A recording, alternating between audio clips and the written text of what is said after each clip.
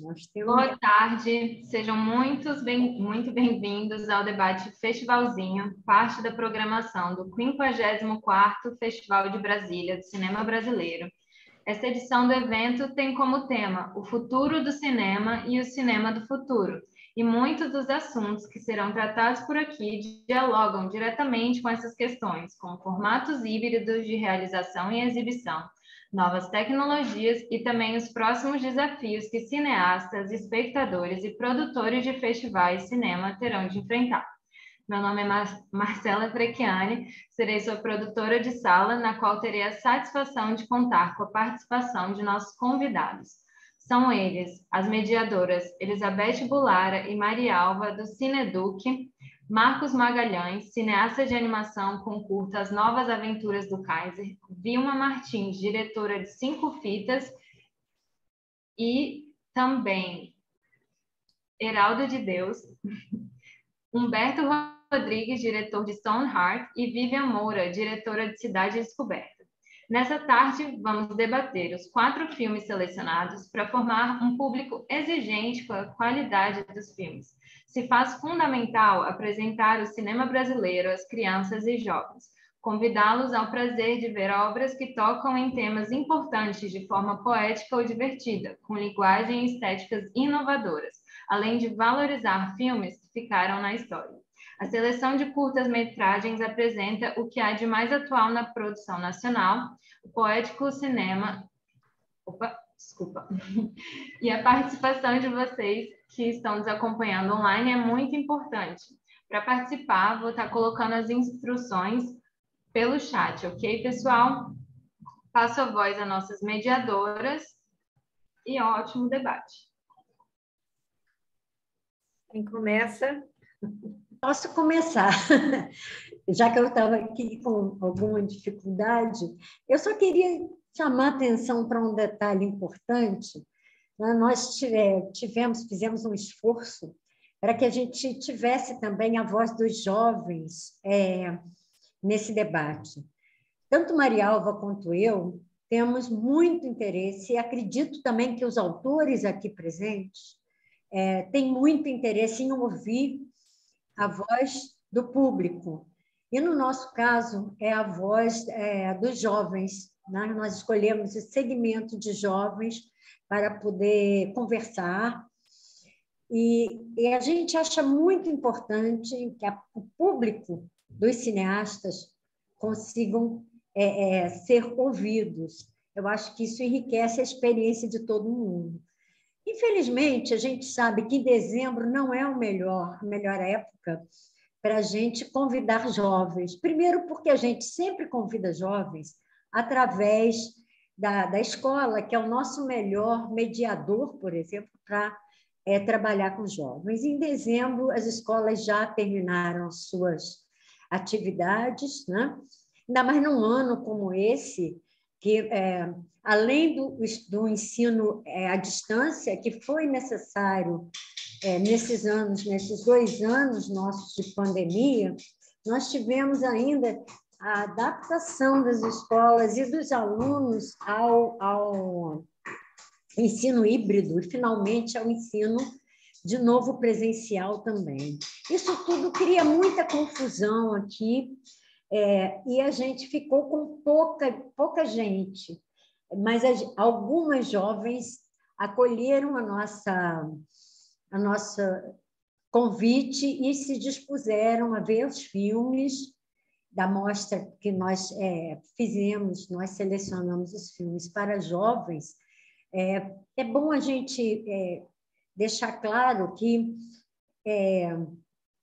a gente fez uma mostra para crianças mesmo, né?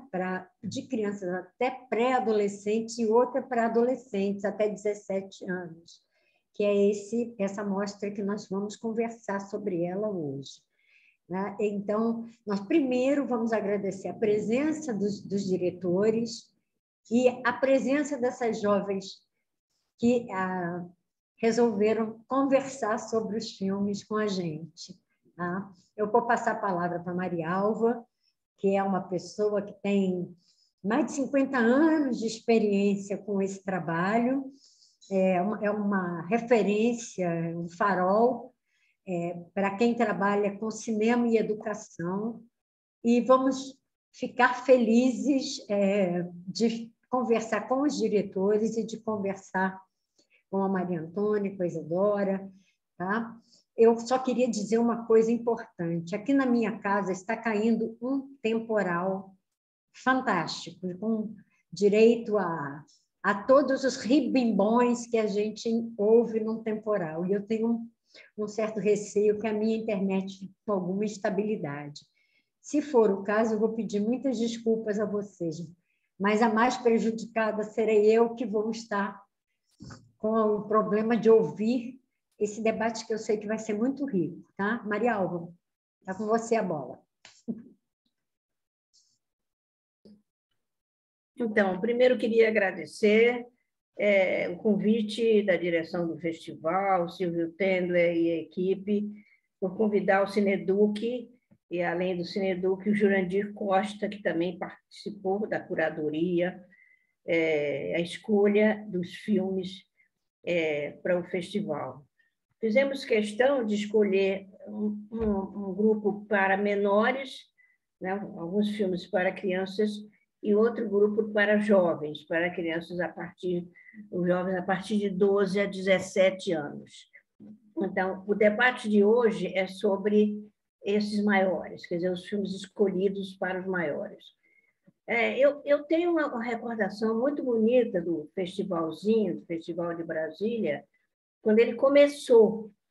Eu já estava lá como espectadora e com meu marido, crítico de cinema, e o Cineduc fez uma oficina que foi um sucesso, muito simpática a oficina, inclusive baseada nas práticas da Alicia Vega, lá do Chile, que ela tinha reprodução em cartolina, papelão da câmera, do traveling, para poder a gente correr com a câmera, brincar.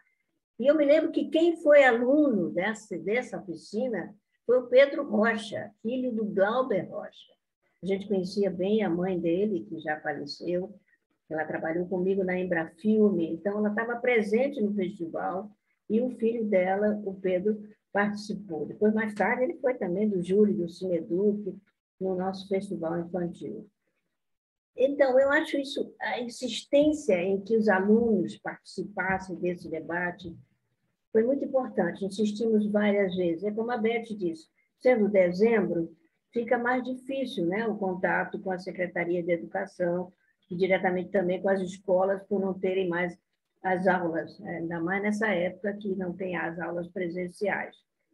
Mas vamos ouvir os realizadores, vamos ouvir as duas espectadoras que estão aqui conosco também. Nós não vamos perguntar o que acharam dos filmes, se gostaram ou não gostaram. Eu acho que a gente tem que... Essa é uma das técnicas que o Cineduc usa. Não pergunta, achei. O que achou? A gente pergunta, o que lembra mais? Que cena você lembra? O que te marcou? O que te lembra para você do filme?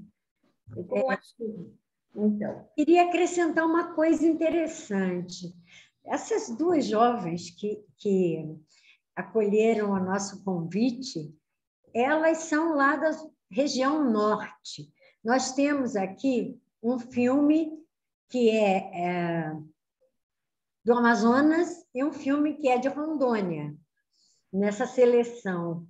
E a gente tem, então, uma jovem que é de Nova Olinda do Norte, que é uma cidade na beira do Rio Madeira, uma cidade que é uma gracinha, eu já estive lá, e tem a Maria Antônia Costa, que é uma pessoa que habita Porto Velho, e que também, quer dizer, nós temos um filme do Amazonas e um filme de Rondônia, então acho que a opinião delas, inclusive sobre... A curadoria teve uma preocupação também, além de escolher os filmes belíssimos que a gente viu para essa curadoria, teve também uma preocupação de mostrar filmes de vários lugares do país. Então, nós temos filmes da Bahia, nós temos filmes do Rio Grande do Norte, nós temos, como falei, de Amazonas, de Rondônia, e do Rio de Janeiro, que é o Marcos, né? E temos também de São Paulo e do Rio Grande do Sul. De qualquer maneira, eu só queria fazer essa parte, Marialva, porque as duas pessoas que nos acolheram aqui, para conversar, os dois jovens que nos acolheram, para conversar sobre os filmes, são da região norte. Tá? Obrigada, Antônia, obrigada, Isadora. Eu acho, Beth, que a gente podia começar com cada um dos realizadores que estão aqui, falando um pouco, não muito, falando uns 5 minutos sobre o seu filme, não é? Como escolheram esse assunto, qual foi a maneira de fazer. A gente tem desenho animado, tem filmes documentário, e tem filme de ficção, como é o caso dos 5 Fitas. Eu acho que também não deixa de ser também um documentário. Que tal? Vamos começar? Então, cada um falando um pouquinho sobre os seus filmes, viu? Começamos com o Humberto, tá bom, Humberto? Oi, estão me ouvindo? Sim. Tudo bem, pessoal? Boa tarde. Primeiramente, eu gostaria de agradecer a oportunidade de estar com o filme aqui no festival tão importante como o Festivalzinho do Festival de Brasília. É sempre muito legal estar nos festivais com o filme, garantindo que mais pessoas possam ver. Esse é o objetivo de fazer essas obras de arte. E mais ainda com que a gente possa falar sobre, e que dá realmente essa outra camada de entendimento e de experiência para o filme. O Stoneheart, ele é um filme que ele surgiu, ele demorou 4 anos e um pouquinho mais para ser feito, e ele surgiu de um ponto de vista muito pessoal, de uma soma de experiências e de vivências de mundo, que, quando tive a ideia, comecei a conversar com outras pessoas e vi que, em algum grau, todo mundo tinha um pouco dessa mesma experiência autodestrutiva. E vendo como aquilo era universal, eu achei que essa história tinha que ser contada e comecei a fazer um filme. E escolhi realmente fazer animação, primeiro porque é o que eu faço, mas que também era o jeito que eu conseguiria trazer essa atmosfera pós-apocalíptica e um pouco inspirada em movimentos de expressionismo ou até de monólogos de teatro, com uma indumentária mínima do personagem, um cenário um pouco estéril, que possibilita que a gente foque e reforce essa mensagem do individualismo e outras coisas que a gente vai ver no filme.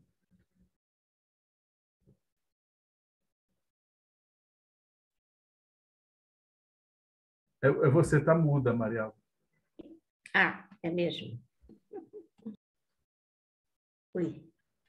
Vamos passar agora para o Heraldo? Pode ser, Heraldo? Depois a Vilma, para falarem dos 5 Fitas.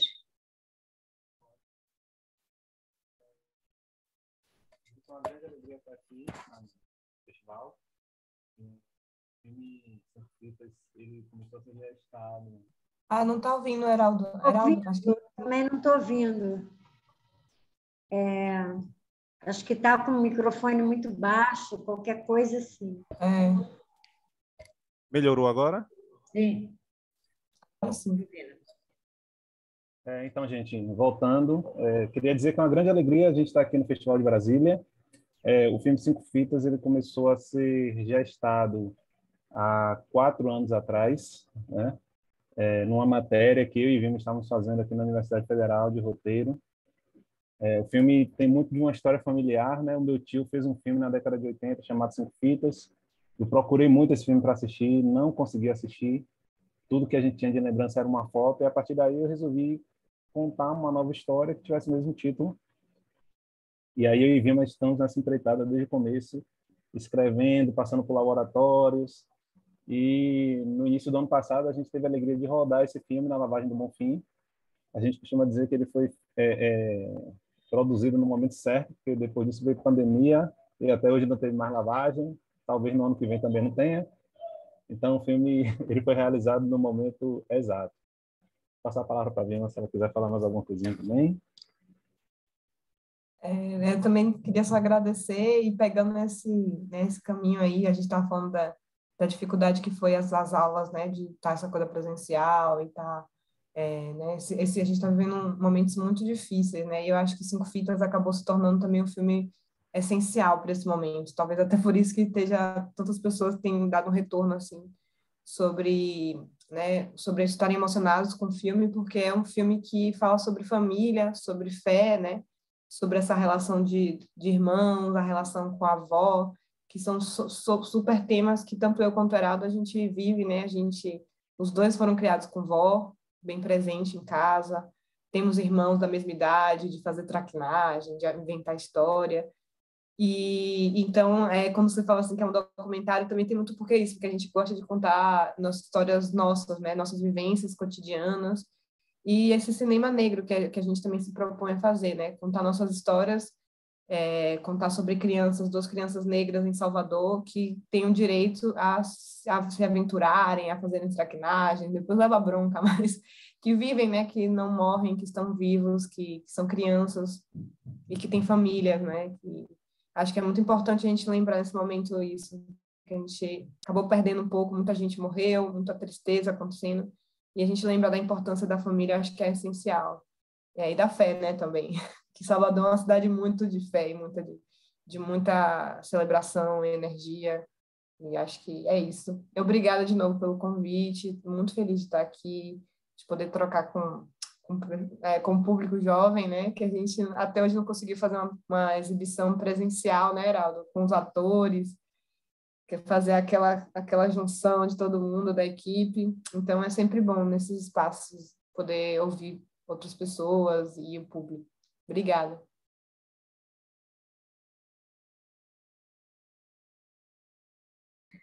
Vivian, você pode falar agora sobre Cidade Descoberta. Olá, gente, boa tarde. Cidade Descoberta foi um filme que a gente fez aqui em Natal. A gente, digo eu e Júlia Donati, que dirigiu o filme junto comigo. Quando eu escrevi o roteiro é meu. Quando eu escrevi o roteiro, eu escrevi um roteiro pensando em ter a Júlia como um personagem documental mesmo. Mas tem um professor meu, eu faço graduação em audiovisual, tem um professor meu, Carlos II, que uma vez ele falou que a gente normalmente faz 3 filmes, o filme da pré, da produção e da pós. Que o filme, você tem um filme aí durante a gravação, principalmente um documentário, né? Durante a gravação você vai ganhando outro filme e na pós que aí você vai ter o seu terceiro filme e provavelmente o seu filme final, né? E foi bem o que aconteceu com Cidade Descoberta. Eu escrevi um filme pensando na Júlia como um personagem, mas quando a gente começou a conversar sobre o filme, a fazer a pré-produção, ela trouxe várias ideias, ela trouxe, tipo, visões mesmo que ela acreditava que poderia ser construtiva para o filme, e aí a gente acabou criando outro roteiro juntas, e eu chamei ela para fazer a direção junto comigo, porque não tinha mais sentido eu fazer a direção sozinha, se ela estava contribuindo de uma forma tão criativa, além de um personagem para o filme, né? E aí a gente começou a gravar durante a pandemia, foi entre dezembro e janeiro, dezembro de 2020 e janeiro de 2021. E a gente terminou mais ou menos em janeiro e fevereiro. E aí é isso, a gente conseguiu fazer uma exibição presencial agora, a semana passada, que foi a primeira exibição presencial. E queria estar fazendo essa exibição presencial em outros lugares, podendo ter esse contato com o público, que é super importante também.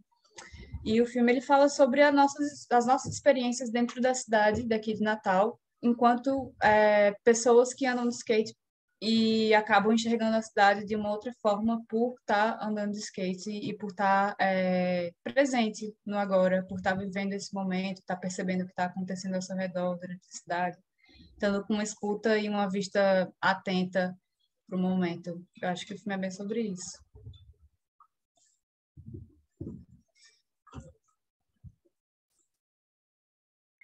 Agora teremos o Marcos Magalhães, com o seu filme As Aventuras do Kaiser, e falar um pouco também da sua grande experiência, né, com o cinema de desenho animado. Eu me lembro do tempo que você fazia com papel impermeável, que a gente no Cineduc chegou a a copiar um dos filmes Semente e A Pílula, os dois filmes. Super 8, Super 8.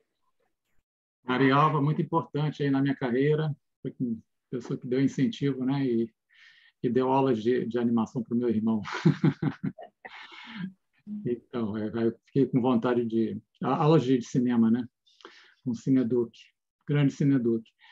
Então, eu achei curioso aqui, gostei de ouvir sobre os 5 fitas, né? Que vocês recriaram um filme que estava na memória e vocês tentando reconstituir essa memória, né?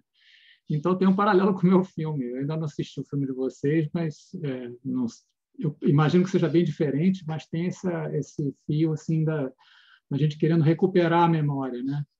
A gente não quer que o passado se perca, a gente não quer que grandes coisas que aconteceram sejam deturpadas, sejam esquecidas, né? Então, a gente quer lutar pela reconstituição dos fatos, das fantasias, né?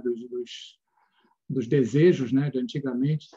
E aí, esse filme, eu pensei nele como uma homenagem ao primeiro desenho animado feito no Brasil, que era o Kaiser, um filmezinho de cerca de 1 minuto, que passou numa sessão no cinema na Cinelândia, e ficou assim. A única coisa que restou dele foi uma imagem que saiu no jornal, e ninguém sabe mais como é o filme, porque ele já estava perdido. Nos anos 30, ele já estava perdido. Ninguém sabia como é que era o filme. Então, eu criei a história de 2 adolescentes que são fanáticos por animação, provavelmente são alguém que é fanático, fã do Animamundi, né? E que descobre essa história, mas tentam ir a fundo para procurar. Não se contentam com a internet, vão até a Biblioteca Nacional, e aí acontece uma história lá que mistura fantasia, que não tem nada a ver com o que provavelmente teria no filme, a não ser o protagonismo, né, de uma figura polêmica, né, que foi o imperador da Alemanha, que motivou lá a Primeira Guerra Mundial. Então, um cara que não duvidava em promover conflito, né? E aí eles veem como é que é essa figura, porque essa figura ressuscita lá. Ela estava, na verdade, hibernando na biblioteca, e é uma lembrança que vai ficar com eles. Mas como eles são jovens, para eles é o futuro, eles pegam essa fatalidade numa boa, e o filme tem um bom humor. Eu não queria nem falar tanto, porque eu estou muito curioso para saber o que as nossas críticas de cinema hoje vão falar. Então, estou aqui doido para conversar.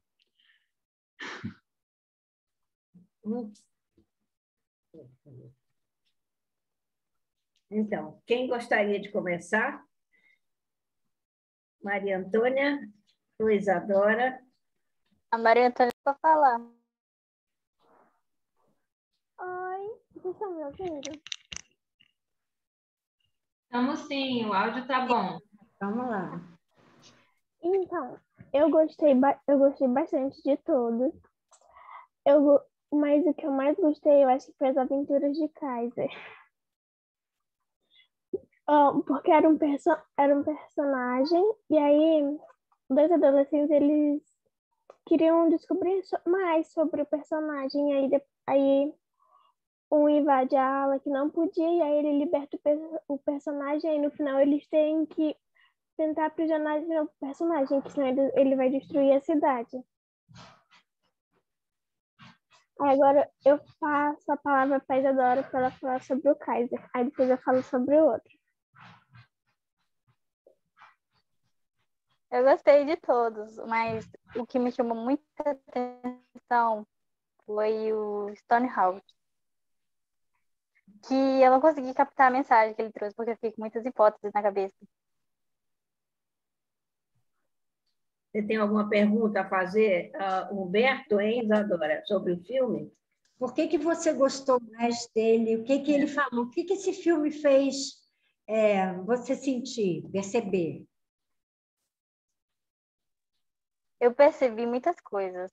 Tipo não, não posso falar tipo. Ele trouxe para mim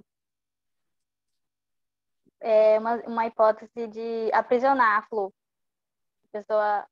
O personagem ele aprisiona e não deixa ninguém pegar. Ele fica ganancioso pela flor. Só que essa flor podia salvar as outras pessoas também. Só que ele não enxerga isso. Ele só quer a flor só para ele.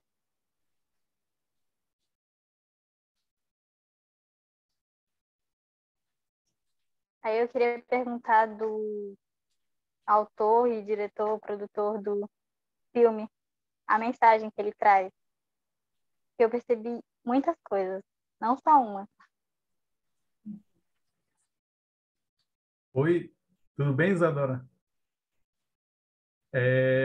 Obrigado Tudo. aí pelas suas opiniões sobre o filme, e eu acho que estão todas certas. Quando eu fiz a história, eu realmente, como eu falei, com algumas referências expressionistas e teatrais, a intenção é realmente colocar uma história que ela é cheia de camadas para que as pessoas possam se identificar e causar uma reflexão que vai ser própria de cada pessoa. Algumas pessoas assistiram o filme e disseram que viram a luta do humano artificial versus o mundo natural e esse aprisionamento que a gente tem do meio ambiente para o nosso meio. Outras pessoas que têm essa visão de você aprisionar alguém que você gosta e acabar perdendo, ou uma superproteção de um filho, ou então essa coisa de a gente não conseguir se livrar dos nossos privilégios, porque é muito fácil, quando a gente está privilegiado, guardar só para a gente. Então, o filme ele foi feito para ser aberto e realmente trazer essa reflexão. É muito legal que você tenha feito essa interpretação.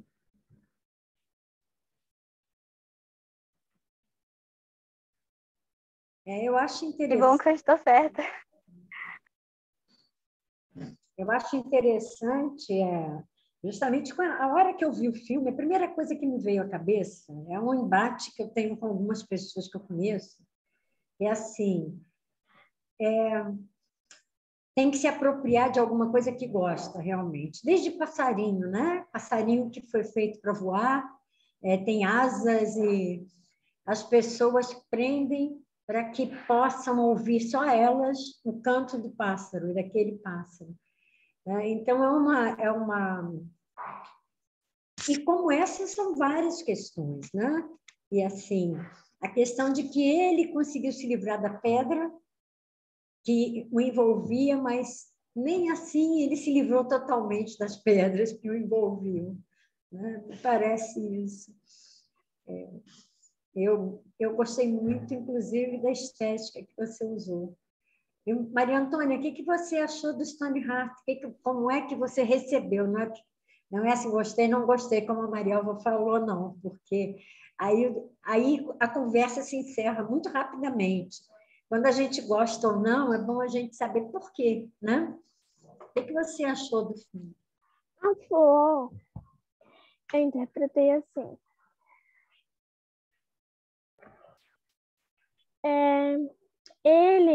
Ele era uma pedra e ao ver a flor, ele se tornou humano, né?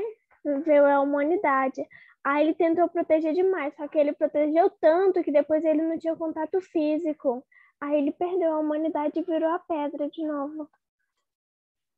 Que ele tentou proteger demais, só ele não deveria ter feito isso. É isso mesmo, Maria Antônia. É muito legal que vocês estejam tendo essas visões diferentes sobre o filme que foi feito para ser aberto, porque eu acho que a arte serve para isso, para transmitir a visão. O artista ele reflete o momento do mundo em que ele vive. A gente está aqui para isso. E eu acho que a gente quebra um pouco a rotina da Páscoa para pensar um pouco questões da humanidade, da condição humana, da nossa sociedade. E isso é muito legal que vocês estejam participando aqui, porque assim como vocês aprendem a analisar filmes, vocês aprendem a analisar o mundo. Então, parabéns. E também é uma opinião super certa e super válida sobre essa visão do filme. Posso fazer uma pergunta para vocês duas? Se vocês estivessem na sala de aula de vocês estivesse num evento da escola e aparecesse, por exemplo, o Stoneheart, como é que vocês começariam a conversar sobre ele com os colegas de vocês? Eu abordaria assuntos da família, amor, que meus amigos são bem centrados nessa parte. Eu começaria pela proteção, né? Que ele queria proteger demais a Flor, mas ele não deveria ter feito isso.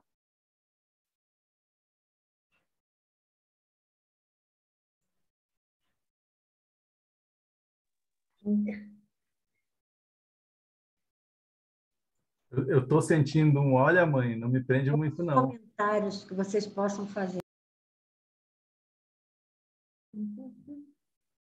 Proteção demais também não é bom, né? É porque tem que deixar um pouco livre, né? Para aprender as coisas, mesmo errando, né? É. Viver um pouco.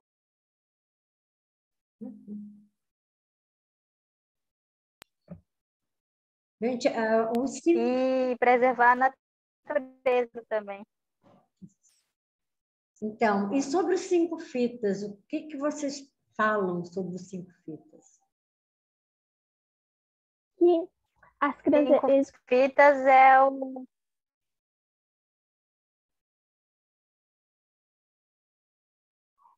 Então, eles cresceram com a avó falando sobre a crença, né? Do Senhor do Bom Fim, né? Aí eles queriam pedir, eles queriam fazer o pedido de uma bola. Aí eles não tinham dinheiro para comprar as fitas. Aí eles só tinham, acho que era R$1,50. Aí eles perguntaram na mulher, ela não vendeu. Aí um senhorzinho, ele foi falar o verdadeiro significado das fitas. Aí na hora eles trocaram um pedido para que a avó deles tivesse uma vida eterna, vivesse muito tempo para ir com eles fazer o pedido.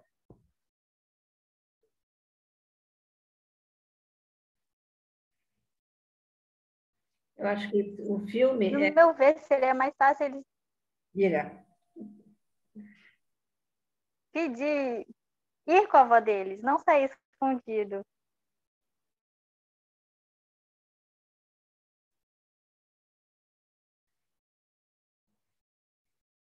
Eu acho que o filme tem muito suspense também, isso ajuda a gente a ficar ligada na história, né? Então, esse caminho até chegar ao lugar de colocar as fitas lá na igreja passa por várias peripécias, né? Eu acho que isso aí, eu queria ver também o que é que Heraldo e Vilma, qual a ideia de colocar isso no roteiro? Quer começar, amigo? Eu começar. Não, é muito legal ouvir as pessoas, vocês falando, contando a história com a visão de vocês. A gente, quando a gente pensou nessa história, inclusive a gente foi para alguns laboratórios, a gente teve um pouco de dificuldade, né? Porque é muito uma relação entre duas crianças, dois irmãos, né? Que estão ali aprontando, que quer fazer as coisas escondidas. É porque talvez eles têm 6 e 8 anos, né? E aquela idade que a gente quer fazer as coisas escondidas da mãe, que a gente quer aprontar mesmo. Eu e minha irmã, a gente aprontava a coisa. Todo dia era uma confusão, né? Além das brigas também, que sempre rola. Então, construir essa relação entre eles, esses diálogos, isso foi bem interessante e bem estimulante para a gente, né? Pensar como essas crianças fariam, por que elas fariam isso, como elas fariam, né? Essa coisa de fazer a traquinagem, molhar a avó, para a avó trocar de roupa, para pegar a chave, para fugir de casa escondido. Tudo para pedir uma coisa tão simples, né? Como é aquela coisa tão fácil, podia só perguntar à avó, pedir à avó, mas não. Tem que fazer escondido para fazer a traquinagem, né? E é uma aventura, né? Porque você sair na rua, cheia de gente, quase um carnaval. A lavagem é uma festa muito grande. E você sai 2 crianças, né? Uma de 8, uma de 6, para confusão, para aquele caminho. Né? É uma aventura. E muita gente, quando assistiu o filme, disse que ficou com medo que acontecesse alguma coisa ruim com ele, sabe? Que fosse um filme triste e tal. Mas para a gente nunca passou pela nossa cabeça. A gente queria que fosse mais uma coisa de aventura, que tem esse suspense, né, de não saber o que é que vai acontecer, mas que tivesse o final feliz, né, para essa família, que eu acho que a gente merece também esse momento. Então a gente queria que essa traquinase só provavelmente vai levar uns castigozinhos depois, né, naquele momento ali tá todo mundo mas no pós-filme, né, a mãe deve dar umas broncas, mas explicar que não pode fazer isso, esse tipo de coisa. Mas a gente queria terminar o filme de uma maneira alegre, né? Que é uma mensagem positiva de que a importância da família é muito mais do que qualquer outra coisa, né? Uma bola, né? Eles não têm a figura do pai, né? Tem um tio que é meio jovem demais, que não quer... Então, essa figura masculina que falta, mas na verdade não falta, né? A mãe e a avó, principalmente a avó, essa figura ali presente, que cuida deles enquanto a mãe está trabalhando, é muito importante. Aí, Heraldo, eu só falei demais, se quiser complementar. Para mim tá perfeita aí a colocação de Vilma. E é aquela coisa, né? A gente, nessa escrita desse roteiro, como o Vilma falou, que a gente trouxe muito das experiências de vida da gente, era isso, a gente era criança traquina. Então, a gente estava sempre aprontando, pensando o que fazer. Enfim, eu tenho marcas pelo corpo espalhadas das minhas traquinagens, que eu não obedeci, que eu tentei enganar minha avó para fazer uma coisa ou outra e acabar me machucando. E é muito disso assim que o filme tem, né? Dessa relação. E a coisa com a avó também, Isadora falou que era muito mais fácil eles irem com a avó, né?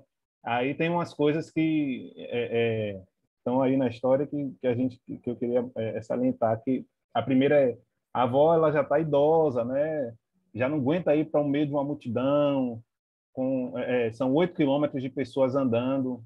Não sei se vocês têm noção de como é a lavagem do Bonfim, mas, enfim, trazendo para uma visão mais próxima de vocês, é como se fosse o Círio de Nazaré, né? É muita gente junta numa procissão, saindo de um lugar da cidade e indo para outro. São 8 quilômetros de pessoas, né?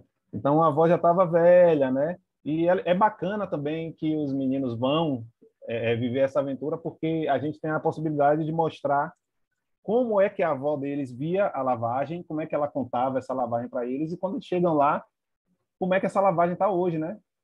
Porque, por exemplo, o que minha avó via da lavagem já não é o que eu vejo hoje, e o que eu vejo hoje já não é o que meu filho vai ver daqui a 20 anos. Então, mostrar como essas tradições elas vão se transformando com o passar dos anos. Eu, por exemplo, tenho uma experiência pessoal com relação a isso, que também é uma experiência da infância, claro, e é uma experiência da religião também.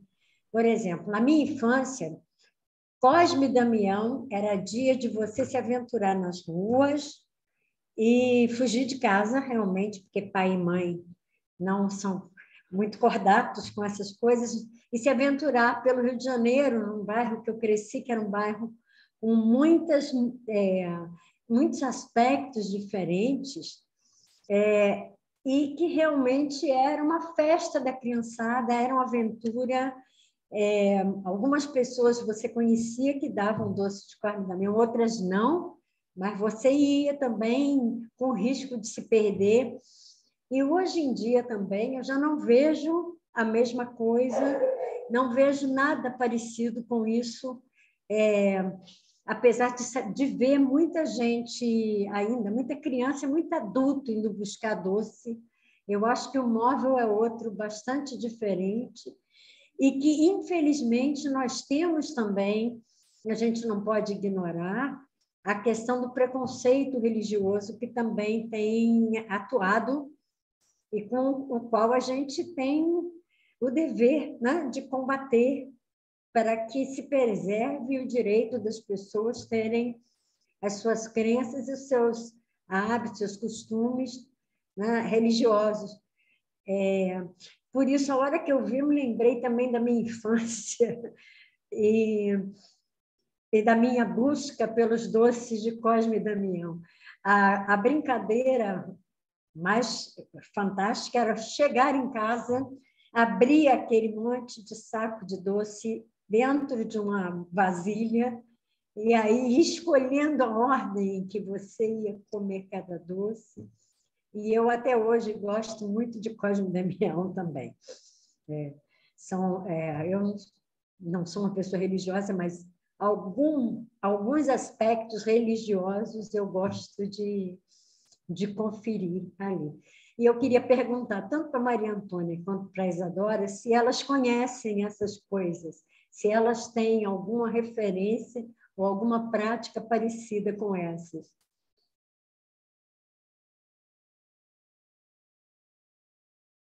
O desfile da Nossa Senhora Aparecida, Nossa Senhora da Nazaré, como ele comentou. Eu concordo com a Isadora.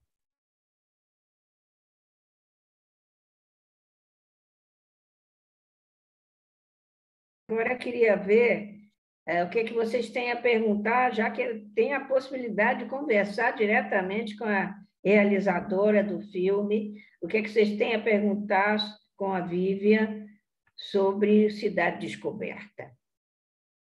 Hein, Isadora e Maria Antônia?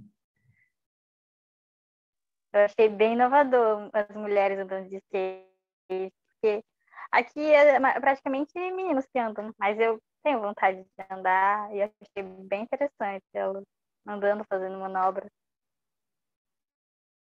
Então, fala sobre o ponto de vista das mulheres, né, andando de skate. Aí até fala que de skate ela se sente mais protegida, porque aí elas podem ir mais rápido, elas têm o instrumento.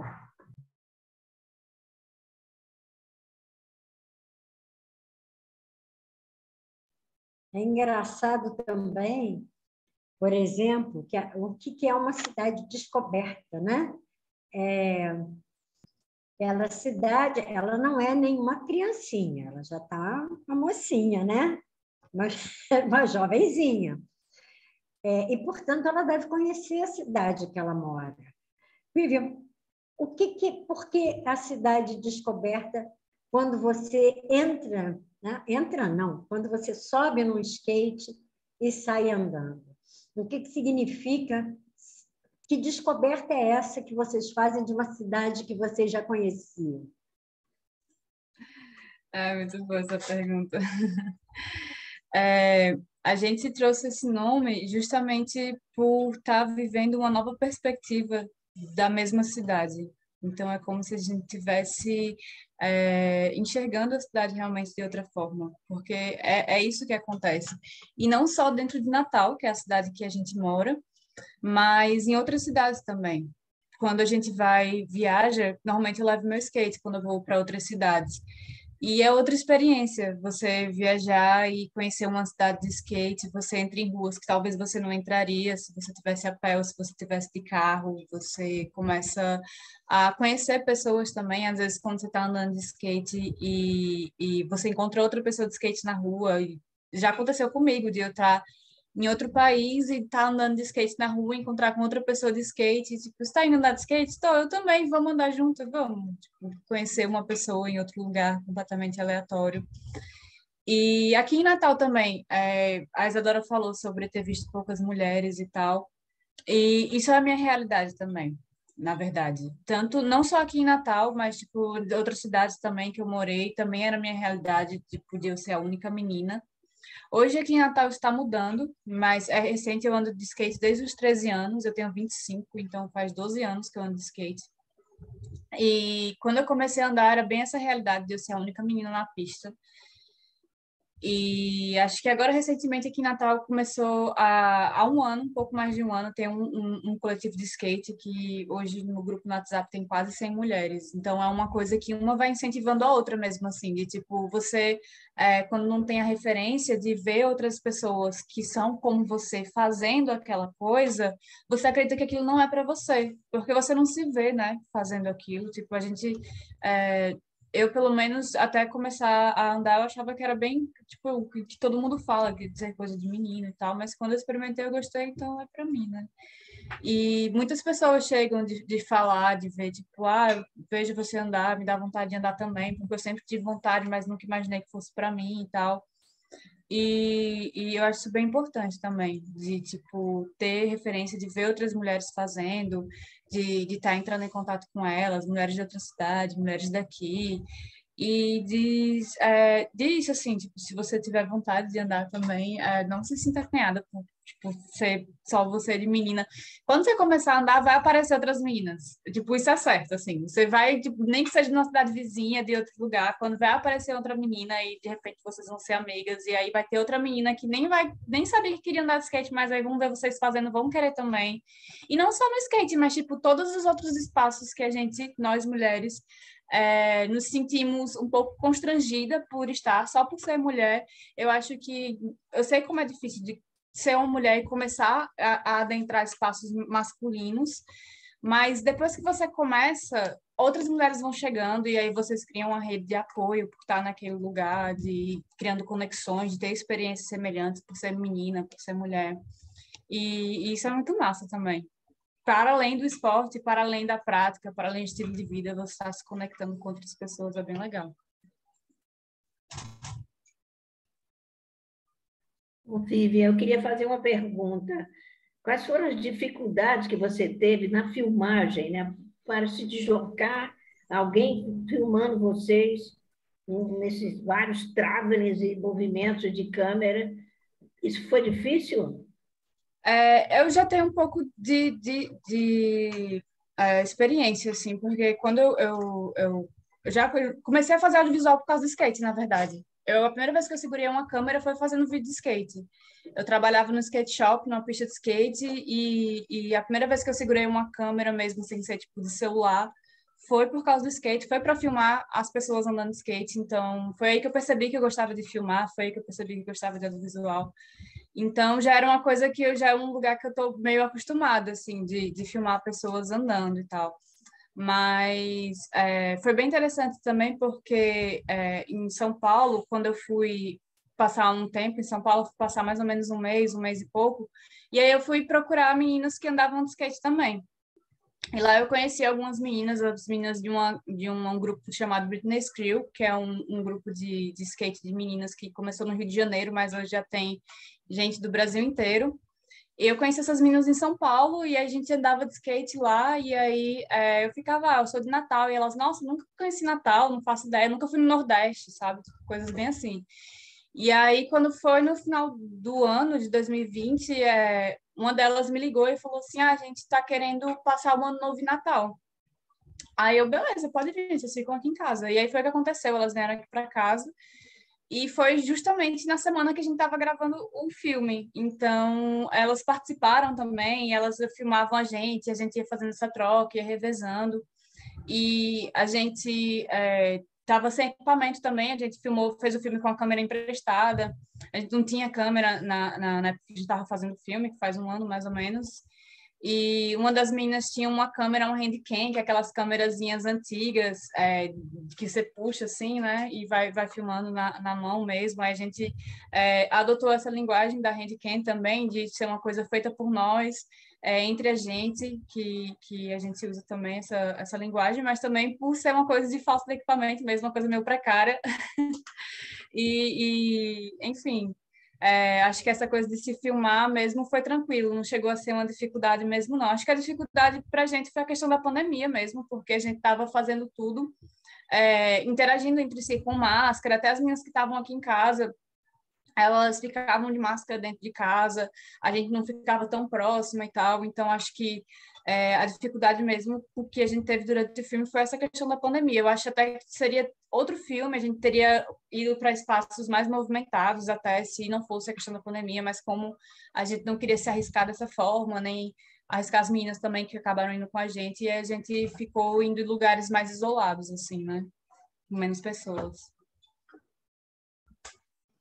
Pois é, essa pergunta que a Maria Alva fez sobre a questão técnica, quando eu vi o filme, foi a primeira coisa que me bateu. Eu sou fotógrafa, né? E eu passei 8 anos dando aula na faculdade de arte, né? A aula de cinema. E uma das coisas que a gente brincava muito para mexer com o olhar das pessoas era mudar a maneira de olhar. Ou seja, a gente subia na mesa para olhar a sala de cima, engatinhava para olhar a sala também de baixo, enfim, mudar ângulos de visão. E eu vi isso no seu filme. É muito diferente você andar caminhando, ou você subir no skate e você tem um outro ritmo de visão, um outro olhar realmente sobre a cidade. Pode falar um pouco sobre isso? Eu acho que... Meu microfone tá ligado, tá, né? Eu acho que é uma vivência, tipo, o que a gente vive todos os dias com skate. Acho que a gente só fez colocar a câmera agora, né? Mas essa visão de estar andando na cidade mais rápido, de estar trazendo esse olhar que a gente colocou no filme, é basicamente o que a gente experiencia, né? Estando todas as vezes que a gente está andando de skate, estando nessa velocidade. Até tem técnicas também de cinema que alguns diretores de fotografia eles usam patins, eles usam skate para eles conseguirem trazer esse movimento de câmera que a pé eles não conseguiriam. E às vezes até eles têm um pouco de uma limitação quando faz isso com trilho e tal, você não consegue ter todos os tipos de movimento quando você está num trilho, por exemplo. E quando está no skate, você tem total liberdade com seus braços para virar a câmera para onde você está, porque, enfim, o corpo da câmera acaba sendo o seu corpo também, se tornando um só nessa visão, né? Exatamente. Quer dizer, a visão que você dá da cidade também é outra, e é bem diferente de você, por exemplo, filmar da janela de um carro ou você filmar com um drone, por exemplo. Né? Outra possibilidade. Maria Antônia, Isadora, vocês andam de skate? Vocês fazem algum desses esportes radicais? Para mim é um esporte radical. Não, eu não faço esporte radical, mas eu sei andar de patins, mas skate eu tentei, mas não deu muito certo.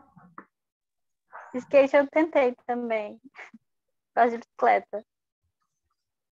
Bicicleta eu sei também.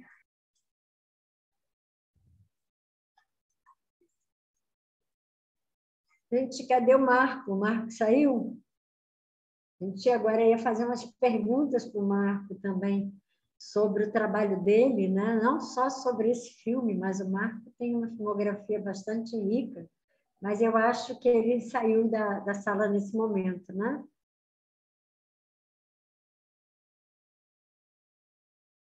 Vamos ver se daqui a pouco a gente vai entrar um outro cineasta aí. A gente está esperando a entrada dele, tá? O Marco está avisando que caiu a energia elétrica na casa dele. Lembra que eu falei que aqui estava caindo um temporal muito bravo? Deve ter acontecido a mesma coisa com a Maria Alva, que também mora na mesma região lá. Aqui a chuva já melhorou, já não temos trovões e relâmpagos, então eu estava com medo que acontecesse exatamente isso com a minha internet, ou seja, o Marco está sem energia elétrica e a Maria Alva também deve estar sem energia elétrica. Mas a gente está esperando aqui a entrada do Juraci, que é o cineasta lá de Porto Velho. Eu não sei se você conhece ele, Maria Antônia. Você conhece o Juraci, não? Ah, pois é. Não que Porto Velho seja uma cidade muito pequena, não, né? Mas ao contrário, eu acho uma cidade muito grande. Mas já está aí o Juraci. Vamos ouvir um pouco do... Oi, Juraci, você está me ouvindo? Oiê, estou ouvindo. Vocês estão me ouvindo? Estado aí. Vira. Oi? Você só está virado. Vira a sua tela para a gente. Isso, agora a gente está vendo você direito. Pois é, Juraci, bem-vindo aqui. A gente queria que você falasse um pouco. A gente, no início, eu não sei se você estava desde o início aqui junto com a gente estava falando da dificuldade que a gente tem de conseguir jovens para conversar com a gente sobre os filmes no mês de dezembro, né? Sobretudo num ano em que tanto eles, enquanto alunos, quanto os professores, enfim, as escolas tiveram que se reinventar o tempo todo, tiveram que ficar o tempo todo buscando maneiras de fazer online as suas aulas, depois de fazer hibridamente. Eu nem sei como em cada lugar acontecesse híbrido, mas a gente tem problemas de conseguir se conectar com os jovens nesse momento. Mas tanto a Isadora quanto a Maria Antônia aceitaram o nosso convite. E aqui, então, é o seguinte, a gente queria que você começasse falando um pouco de como surgiu a ideia do seu filme. Depois a gente vai ouvir a opinião delas sobre o seu filme. Fala aí. Perfeito. Obrigado, viu? Boa tarde a todos, a todas. Estou muito feliz por estar dentro desse festival tão importante para a gente. Muito feliz pelo papo também. É uma honra ter as meninas aqui para poder dar opinião, né? Também é muito importante. A gente faz as obras para o público, né? Para todo mundo ter uma opinião sobre. O Nazaré do Verde ao Barro, eu comecei a namorar esse roteiro assim, eu acho que em talvez 2014, quando eu comecei a escrever alguma coisa sobre isso, porque em 2007 eu conheci essa comunidade de Nazaré. Ela existe mesmo, um distrito daqui da cidade de Porto Velho, né? Um distrito ribeirinho, onde essas famílias, pouco mais de 300 famílias vivem ali na margem do Rio Madeira. E o que me chamou muita atenção nessa comunidade foi a relação delas com a própria natureza e também com as atividades culturais. É um polo cultural muito importante, muito rico, com muita música, influência do boi-bumbá, tem uma produção cultural própria de criação musical, instrumentos, até mesmo contos, né? Eles são contadores de histórias assim, e especialmente o seu Manuel Maciel, que é essa figura que veio do interior do Amazonas para essa comunidade começar a vida. E ele era um arte educador, né? Ele era professor, trabalhava com essas disciplinas também de música, de teatro, e brincava muito com a comunidade. Então, o filme é meio que uma memória sobre essa experiência dele, em contato com a família, conheci, né, a todos. E eu fiz o roteiro, eu comecei esse roteiro em 2014 com um outro experimento ainda em animação, numa outra técnica, até que a gente foi contemplado, né, no final do ano passado pela Lei Aldir Blanc, e dentro desse edital eu propus fazer um filme, fazer essa animação, só que utilizando da aquarela. Então a gente grava o filme com as cenas reais, né, com os atores em live action, com cenários reais, água, utilizando tudo isso. Depois desse processo eu vi todas as cenas gravadas, criei um novo storyboard a partir das cenas que foram gravadas para a ilustradora desenhar cena a cena. Então ela usou aquarela líquida mesmo ali no papel para a gente depois aplicar. Então, só que a gente tinha pouco tempo, então a gente não conseguiu executar isso. Então a gente fez uma mescla de técnicas para que a gente pudesse contar essa história, né? Deixando essa relação de amor, de respeito com a Amazônia virar uma grande tela assim no cinema. Então, mais ou menos foi esse processo de criação. Gente, deixa eu falar. Realmente, a Marielva acabou de me mandar uma mensagem. Ela e o Marcos não moram tão longe assim. Então, na zona sul do Rio de Janeiro, está caindo um toró.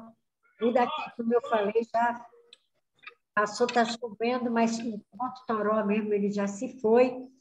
Acho que não vai acontecer nada aqui, mas eles lá, os dois, estão sem energia. Aqui tem alguém comemorando. Tem uma vascaína aqui, né, Isadora? No pedaço. Mas a gente aqui estão comemorando. Você é uma vascaína mesmo? Mesmo morando assim, no Amazonas?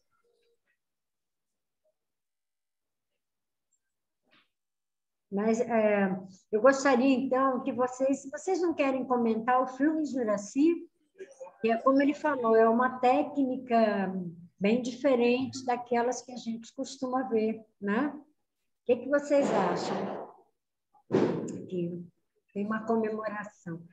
Fala, Maria Antônia Isadora. Uma família, ela embarca em busca de uma nova vida, né? Na comunidade Nazaré.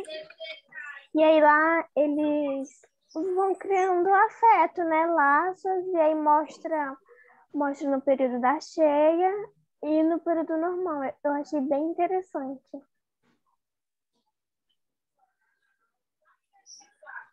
Você conheceu, Maria Antônia, Eu a achei comunidade? legal. Foi... Não, eu não conheço. Oi, Isadora. Agora, desculpa. Eu queria saber onde que fica a comunidade Nazaré. Fica muito longe da cidade, daqui de Porto Velho, ou não? De Porto Velho, se você for no barco grande, dá umas 6 horas. Aí hoje tem os expressos, né? Aquelas voadeiras, umas 2 horinhas assim. Mas eu não lembro de quilômetros. Você sabe onde fica São Carlos? Comunidade de São Carlos? É depois de São Carlos. Eu só... Ai, É engraçado como é o mesmo rio Madeira, só que é muito, muito, muito longe de onde você está. Assim. É o mesmo rio. Isso é muito legal, inclusive. É o mesmo rio Madeira. O Rio Madeira é enorme, né? São quantos quilômetros tem o Rio Madeira? 3.300 e pouquinho.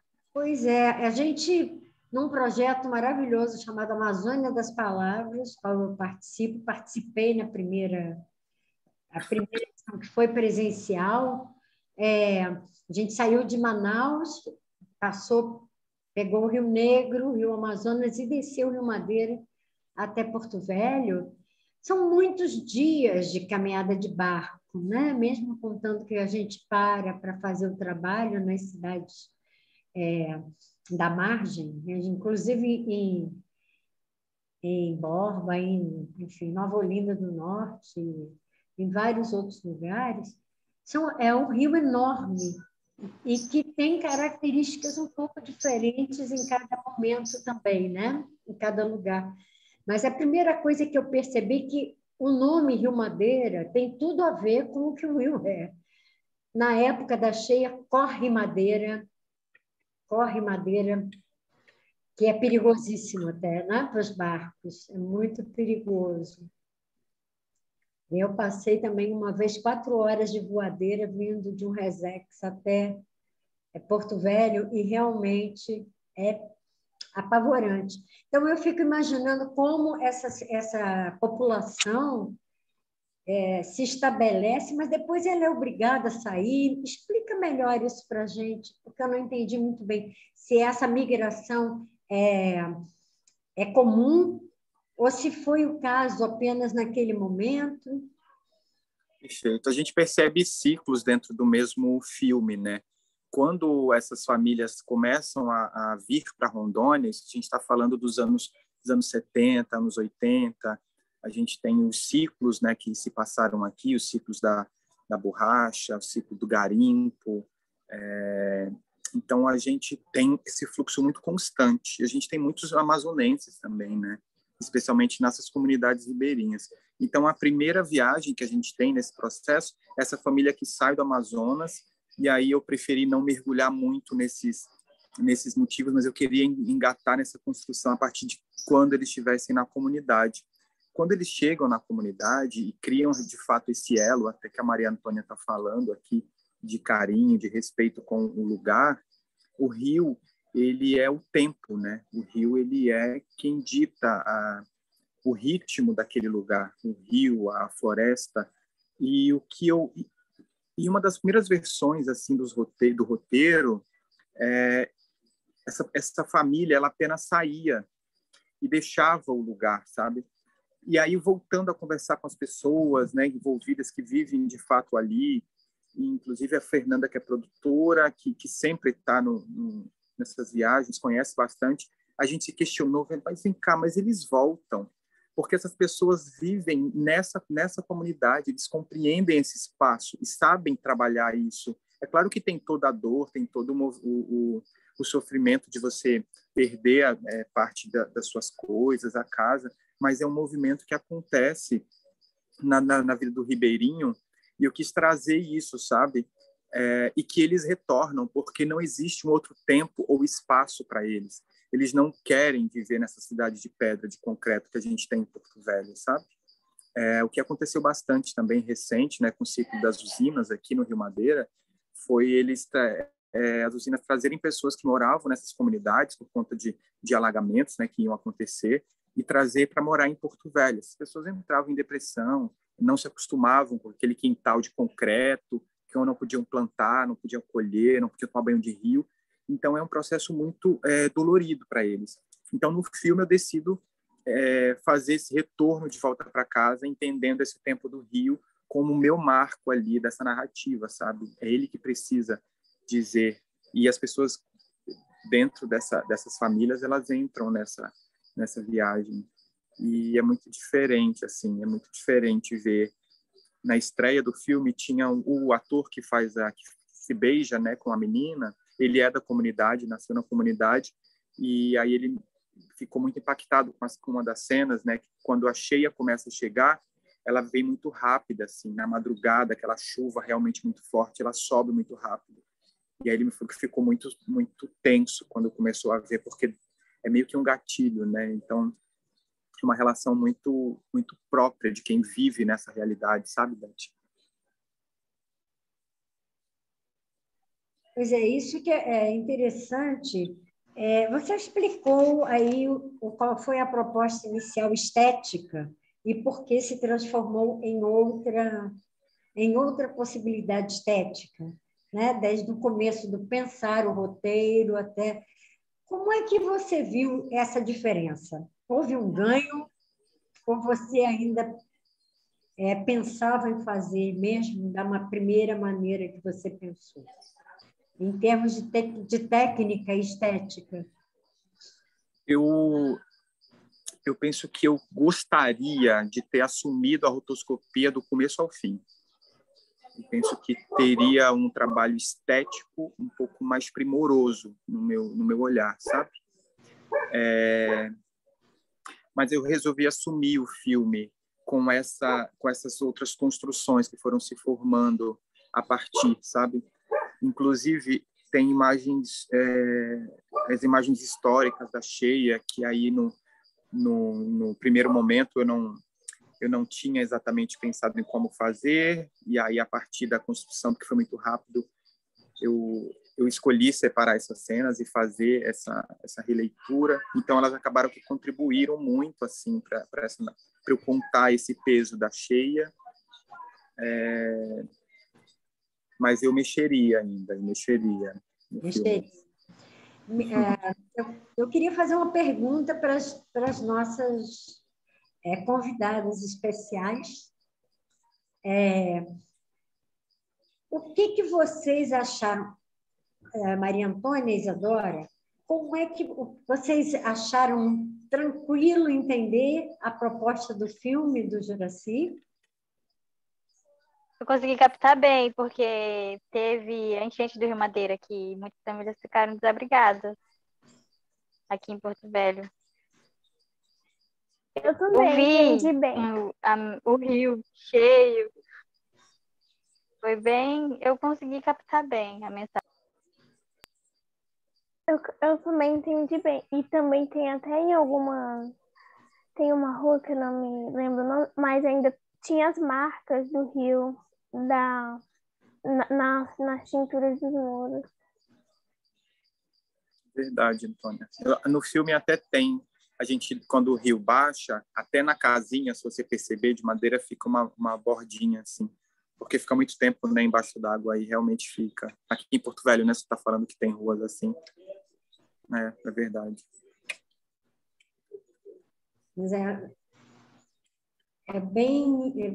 realmente essa seleção que a gente fez, né, ela é bem diversa, não só em termos de lugares, né, mas em termos de assunto, mas ela tem uma questão fundamental, que é uma questão importante, que é socioambiental, né? Todos os filmes que foram colocados na mostra, no festivalzinho, tanto na mostra para as crianças como na mostra para os adolescentes. Tem uma preocupação socioambiental. Agora, eu queria até perguntar para a Isadora e para a Maria Antônia, já que elas viram os filmes todos, o que vocês acharam das escolhas da gente? Vocês acham que a gente foi feliz? A Maria Alva, eu e o Jurandir.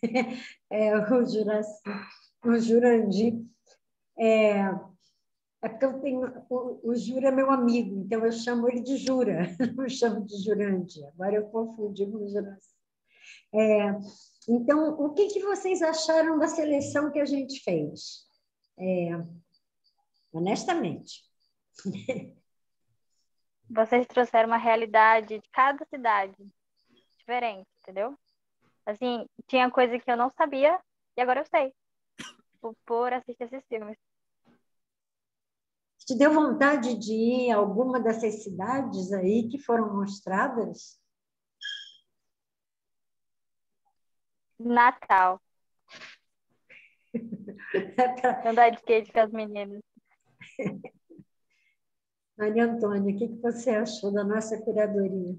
Eu achei pega vários assuntos, né? Bem interessante, que pega desde a natureza, aí pega do dia a dia, pega de crenças religiosas. Achei bem interessante. Então. Pois é uma pena. Olha, gente, eu já falei, né? Mas vou reafirmar, tanto o Marco quanto a Maria Alva não conseguem voltar para a nossa reunião. Estão lá ilhados, sem energia elétrica. E aí a gente vai...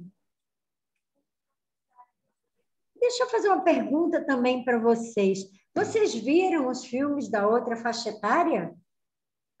Não. Não tive acesso. Não ouvi, não entendi o que você falou. Fala de novo, Isadora.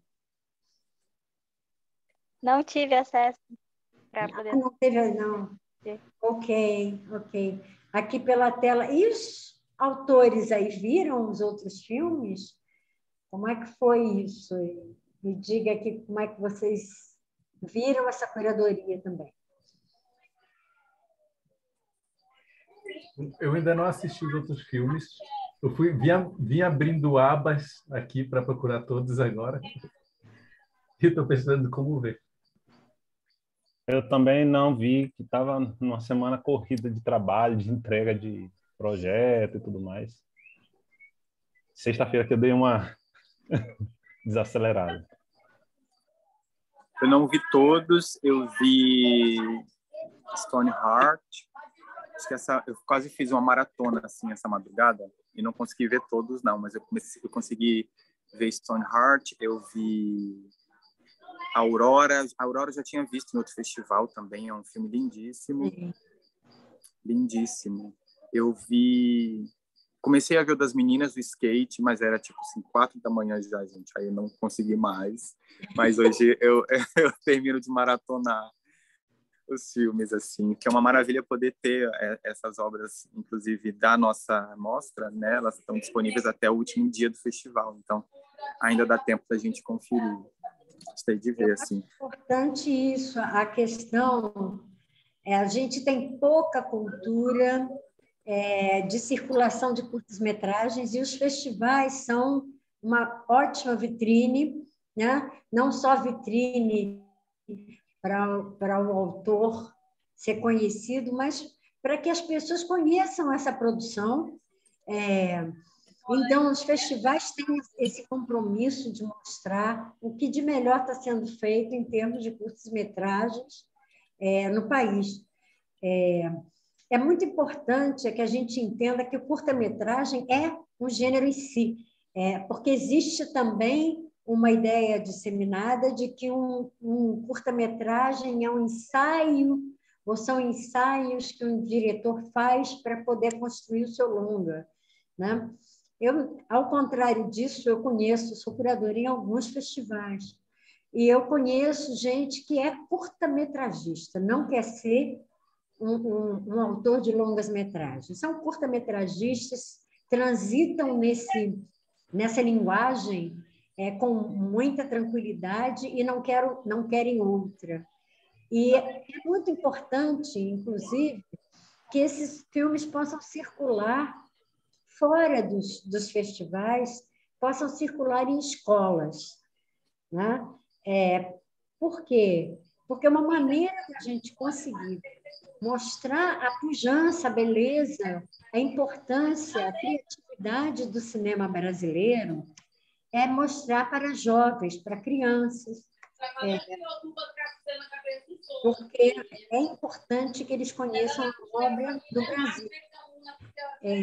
E dentro da escola é muito mais fácil, muito mais interessante e viável trabalhar com curta-metragem. Eu queria saber dos autores aqui o que vocês pensam de disponibilizar os filmes para trabalho em escolas. Humberto, pode começar falando?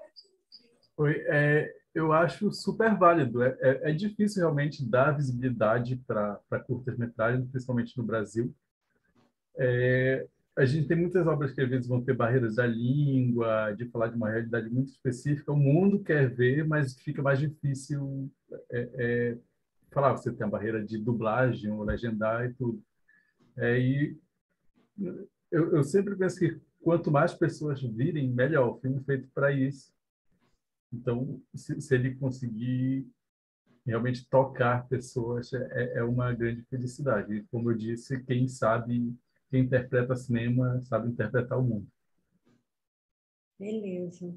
Geraldo, o que você pensa a respeito? Eu acho super importante, assim, interessante para a gente, porque assim, o filme ele tem uma temática que é importante de ser discutida na escola, né? Que é essa convivência com o diferente, essa convivência entre as religiões, esse diálogo entre as religiões. Então, a gente acha que é super importante assim, o filme estar nesse ambiente escolar. A gente já fez algumas exibições, todas elas virtuais, com professores, amigos nossos que chamaram, né? Mas o filme agora está licenciado para a TV Educativa da Bahia, né? Que também vai ter essa exibição na TV pública, mas vai chegar também no público que a gente quer, que é isso, né? Quanto mais o filme é visto, melhor. E, além disso, a gente também disponibilizou ele gratuitamente em algumas plataformas, né, na internet, já participou de algumas mostras educativas e agora ele está na Uolo TV, que também é uma plataforma afrocentrada com produções e realizações negras. O filme está lá disponível para quem quiser assistir. A gente acha que o filme é importante de ser visto mesmo, assim, principalmente pelo tema que ele aborda e como ele chega, né, nas crianças. Esses filmes todos que estão aqui nesse momento e também, por algum acaso, estavam inscritos na Mostra de Gostoso. E eu sou curadora da parte infanto-juvenil da Mostra de Gostoso. E eu já tinha selecionado esses mesmos filmes, mas lá ia ser presencial. Esse ano a mostra foi presencial. E a gente chegou à conclusão de que não era possível fazer a mostra presencial com alunos, com jovens e crianças, porque era um lugar muito fechado e nós ainda não estamos livres da pandemia, né? Queira Deus que o ano que vem a gente já esteja com outras realidades, né? Mas eu acho também. Vivian, o que você acha de mostrar o trabalho de vocês em escolas? E quando eu falo isso é porque realmente escolas é uma plataforma, né? A gente já introjetou a questão da plataforma, né? Um movimento que provavelmente não vai trazer nenhum tipo de recurso para o trabalho de vocês. Eu acho super importante, até porque a gente, falo por mim que moro numa capital, e imagino que outras pessoas aqui também moram em capital, tem um privilégio de ter salas de cinema, né? na nossa cidade, de ter circuitos de cinema acontecendo perto de nós, e isso não é a realidade da maioria das cidades brasileiras. Então, eu acho super importante levar o cinema para a escola, porque às vezes é o único contato que aquelas crianças, aqueles adolescentes, eles vão ter com o cinema. Inclusive, o Festival de São Miguel do Gostoso, que é aqui no Rio Grande do Norte, eu fui, inclusive, para a edição desse ano, que lá o festival ele é a única experiência de cinema que a cidade tem. A cidade não tem sala de cinema. Então, eu acho que, além da importância do conteúdo dos filmes, que é incrível para as crianças terem essas outras referências, de poder observar o mundo fora da própria cidade, poder estar em realidade com outras, estar em contato com outras realidades, que é uma das maiores coisas que o cinema proporciona para a gente, de estar em contato com pessoas de outros lugares. Tem também a experiência do cinema, né? De poder ter acesso. Eu acho que é muito importante isso, de a gente poder chegar nessas pessoas que às vezes estão sendo privadas, né? De ter o contato com o cinema por não ter a sala de cinema dentro da cidade. Então, poder levar o cinema para a escola é poder também levar acesso para essas pessoas. E você, Juraci, o que você acha da questão? Eu acho que é realmente uma iniciativa muito importante, assim, falando um pouco da realidade em Rondônia, né? Isso me remete muito quando eu comecei esse trabalho com arte, assim, e a gente, quase 20 anos atrás, em teatro, e a gente sempre traz esse assunto, né? É a formação de plateia. Então, mesmo fazendo apresentações dentro de escolas ou trazendo escolas para o teatro, seja para o cinema, é de fato muito importante. Quando eu propus o lançamento do filme, eu queria ter feito o lançamento na própria comunidade de Nazaré. Mas quando ele ficou pronto, inclusive uma oficina criativa para as crianças e tal, mas quando o filme ficou pronto, a gente estava num pico muito grande aqui, no mês de maio, de casos, então eu tive que fazer uma sessão online, mas já entrei em contato com a Secretaria de Educação, me receberam muito bem para a gente poder fazer exibições, inclusive com cópias impressas. Eu tenho cópias impressas para distribuir para as escolas, assim, porque realmente é o lugar, é o espaço que elas vão ter acesso à arte mesmo. Maria Antônia, olha, a Isadora também tem um problema na conexão e saiu. Maria Antônia, a sua escola, como é que ela lida com o cinema? Ela leva muitos filmes? Vocês têm a oportunidade de ver e conversar sobre os filmes? Não. Você gostaria que tivesse? Gostaria, eu acho bem interessante, né? E curta-metragens também são bem legais. Eu, por exemplo, eu concordo com o que vocês falaram.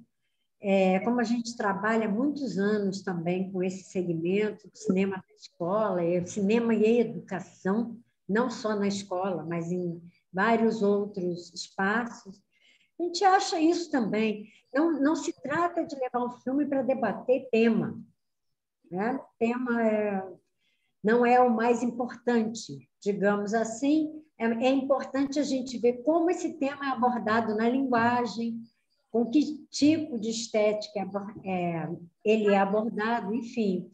Não existe essa diferença entre forma e conteúdo. Na verdade, forma e conteúdo fazem parte do mesmo pacote, né? Porque se você fala de um conteúdo com uma estética ou outro tipo de estética, ou com uma linguagem ou outro tipo de linguagem, fatalmente você vai estar abordando o tema de maneiras bem diversas, né? E realmente a gente acha que o cinema brasileiro, essa beleza do Festival de Brasília e de outros festivais, como a Mostra de Gostoso, que esse ano não tive oportunidade de ir, mas eu vou todo ano desde a primeira mostra.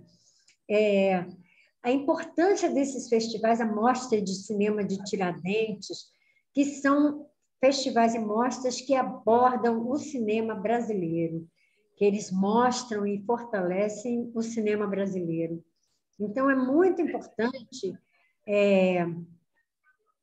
que a gente possa contar com um filme brasileiro para poder apresentar o cinema brasileiro para crianças e para jovens. Né? A gente sabe que ainda, infelizmente, o cinema brasileiro é um tanto quanto... ele sofre muito preconceito ainda dentro do Brasil, mesmo tendo já um longo trajeto de quebrar esse preconceito, não só pelo volume de filmes que têm sido feitos ao longo dos anos, mas pela própria qualidade do cinema ser reconhecida até internacionalmente. A gente sabe que ainda, e não temos absolutamente nada contra e tudo a favor do cinema do mundo inteiro, inclusive do cinema americano, né, do bom cinema do mundo inteiro, a gente também precisa apresentar um bom cinema brasileiro para mostrar que não são os efeitos só... Ai, que belos efeitos visuais! Nossa Senhora, como é a qualidade técnica! Mas que no filme existem muito mais questões do que a qualidade técnica só, e a qualidade técnica dos efeitos especiais, né? Eu também adoro ver um efeito especial, adoro ver super-herói andando de um lado para o outro, né? Mas eu acho que existem muitos tipos de heróis e heroínas no país que a gente também pode ver, né?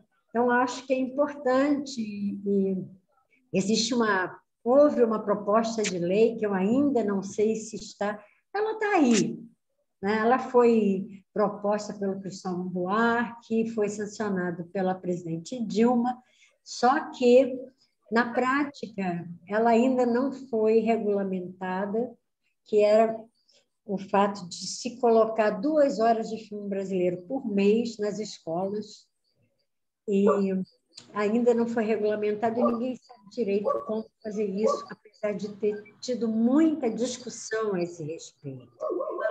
Aí ela voltou. Oi, Maria Alva. Continua essa energia elétrica aí? A gente não, acho que ela nem ouviu a gente direito.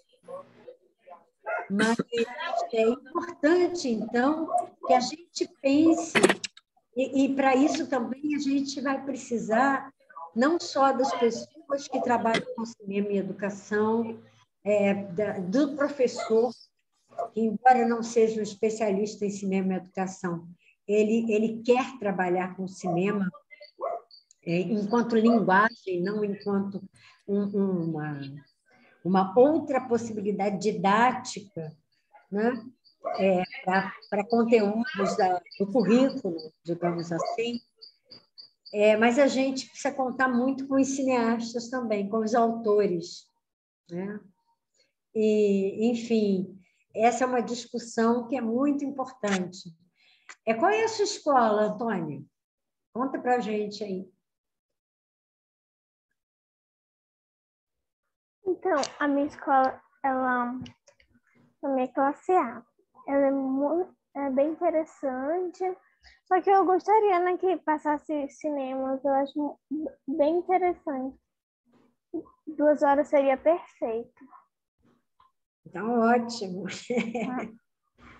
Marialva está conseguindo entrar? Liga o seu microfone e fala com a gente. Deixa eu ver aqui. Você continua sem energia elétrica? Estou totalmente sem luz. Está ouvindo? Está ouvindo. Eu estou com a luz de vela aqui, ó. Você está no celular agora, né?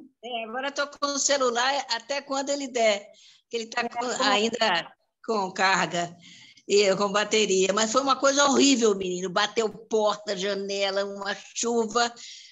Chamaram o corpo de bombeiros aqui na rua paralela à nossa, aqui, que na Maria Eugênia parece que tem vítimas já. Nossa, é mesmo? Porque caíram 3 árvores. Árvores enormes, aquelas ali na Maria Eugênia é aquela que tem a padaria, que tem a feira, né, paralela à minha aqui. Sim. E diz que o bombeiro está lá direto por causa das vítimas. Eu não sei o que é isso. Nossa, que horror. Horrível. O Marco também saiu, quer dizer, também mandou uma mensagem de que estava sem energia elétrica. e agora também a Isadora falou que estava com muita instabilidade e também saiu. Mas a gente continua conversando aqui. A Vilma também teve que sair, porque ela está lá na Espanha, né? Ela está fazendo um mestrado lá, e os nossos horários daqui e os de lá não são muito compatíveis. E a Vivian também já tinha avisado, quando eu fiz o convite para ela participar, porque ela dá aula, e ela não conseguiu mudar. Eu falei para ela, não faz mal, você fica até a hora que der, e depois você vai, né? Mas então, eu acho até... A gente estava falando, Maria Alba, não sei se você conseguiu ouvir o que o Juraci falou sobre o filme dele. Você tem alguma pergunta para ele? Nessa hora eu não estava tentando resolver o problema das portas e janelas batendo aqui. Sim, mas você até quer fazer um comentário, alguma pergunta para o Juraci sobre o filme dele? Que é o filme de Nazaré. Eu não tenho, assim, especialmente nenhuma pergunta para fazer. Recebemos uma pergunta aqui da Rosa, para Maria. Ela pediu para comentar um pouco o que cada filme despertou em você, né, mais ou menos esses sentimentos, e que seria importante a gente saber isso. Se você quiser responder, Maria. Oi, você pode repetir a pergunta que deu uma interferência, por favor? A pergunta foi o que cada filme despertou em você. Eu sei que você pontuou um pouquinho, né, as coisas que você gostou e o que você preferiu em cada filme, mas tentar falar para a gente um pouco dos sentimentos e das emoções que você sentiu vendo esses filmes. Então, no Stone Earth, eu achei me despertou que a gente não pode tentar aprisionar muito uma coisa, tentar proteger muito, né? Aí, no de Nazaré, eu aprendi que nessas comunidades eles têm muitos laços e ao voltar para a cidade, igual a Vira-se disse, eles ficam em depressão. Então, eu entendi que os laços que eles constroem lá são muito importantes. Os Sete Fitas fala sobre a religiosidade e a importância da família. Eu achei muito interessante. O da Cidade Descoberta. É Cidade Descoberta? O Cidade Descoberta, igual ela fala que com o skate ela pode ser mais rápida, né? Ela se sente mais protegida. E o outro é o de Kaiser, As Aventuras de Kaiser, que as crianças com a internet, elas não se contentaram e foram à biblioteca aprender, e aí eles libertaram o Kaiser.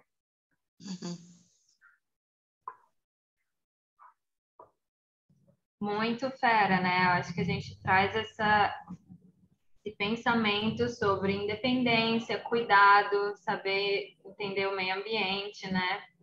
Adorei a sua percepção, Maria. Obrigada por responder essa pergunta.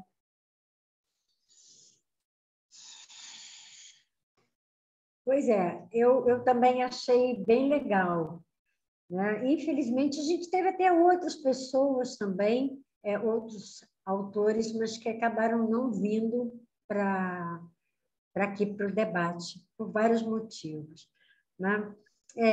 Você pode falar também do filme Educação Remota? Você está com o microfone fechado, Maria. Ele fala dos estudantes da pandemia, como foi difícil, né? Porque foi difícil achar um local adequado, que não passasse gente, aí tinha vez que estava na aula, aí tinha gente que começava a falar, ou a internet caía, a luz chovia, né? Então, Eu gostei bastante desse também. E como é que foi a tua educação remota? Conta para a gente. Tem a ver com aquela lá? Porque aquele lá é meio engraçado na maneira como ele lida com a educação remota. E a tua, como é que foi? Não, a minha, eu estudei bastante.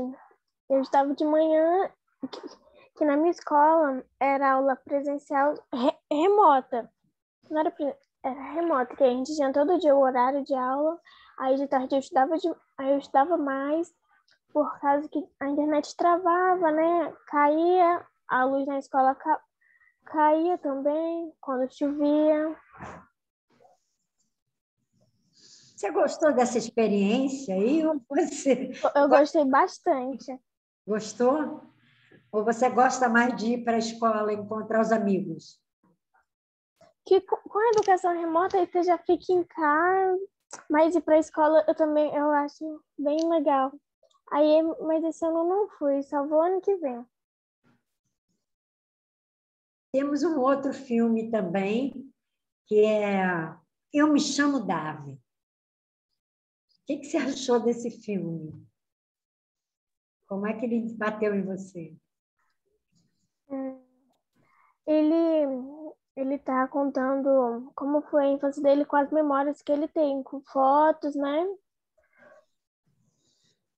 E os pequenos gestos, eles podem interferir bastante.